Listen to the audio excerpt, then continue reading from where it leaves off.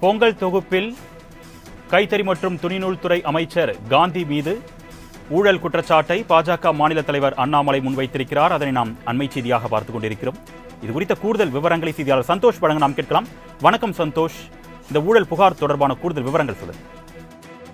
வணக்கம் அருணேஷ். கடந்த வாரத்தின் போது சமூக வலைதளத்தில் தமிழக பாஜக தலைவர் அண்ணாமலை பொங்கல் பரிசு தொகுப்பில் பொதுமக்களுக்கு கொடுக்கப்பட்ட வேட்டி சேலையில் ஊழல் புகார் முறைகேடு நடந்திருப்பதாக அமைச்சர் காந்தியின் மீது புகார் தெரிவித்திருந்தார். குறிப்பாக கோயம்புத்தூரில் இருக்கக்கூடிய ஒரு தொழில் நிறுவனத்தில் பொங்கலுக்கு கொடுக்கப்பட்ட வேட்டி சேலையை ஆய்வு செய்து பார்த்ததில் 77% பாலிஸ்டர்களும் 23% மட்டுமே காட்டன் பருத்தி பயன்படுத்த உள்ளது என்றும் குற்றம் தெரிவித்திருந்தார்.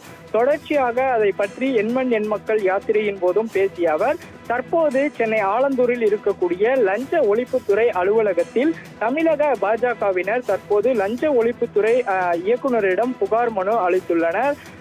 அமைச்சர் காந்தியின் மீது ஒழுங்கு நடவடிக்கை எடுக்க வேண்டும் என்றும் இந்த ஊழல் குறித்தான அவருக்கான அந்த கேள்வியினையும் முன்வைத்திருக்கின்றனர். நிச்சயமாக அமைச்சர் காந்தி இதற்கு பதிலளிக்க வேண்டும் என்றும் தெரிவித்து இருக்கின்றனர்.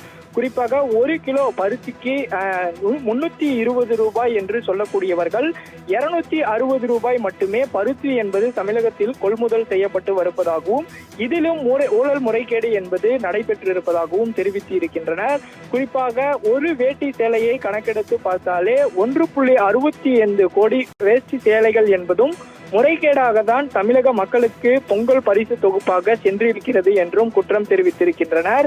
குறிப்பாக 360 ரூபாய் ஒரு வேஷ்டி சேலையின் விலை என்பதனை 260 ரூபாய் கொடுத்தும் அதே போல அரசாங்க விலையிலிருந்து 160 ரூபாய் வித்தியாசம் வந்துள்ளது இருக்கின்றனர்.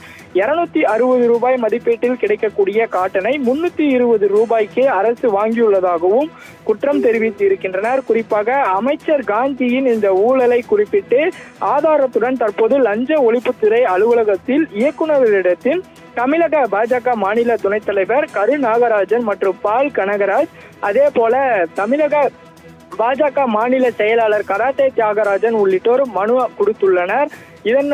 இதன் மீது உடனடியாக புகார் நடவடிக்கை எடுக்க வேண்டும் குறித்தும் லஞ்ச ஒழிப்புத்துறை இயக்குநரிடம் தெரிவித்துள்ளதும் குறிப்பிடத்தக்கது. விவரங்களுக்கு நன்றி சந்தோஷ்.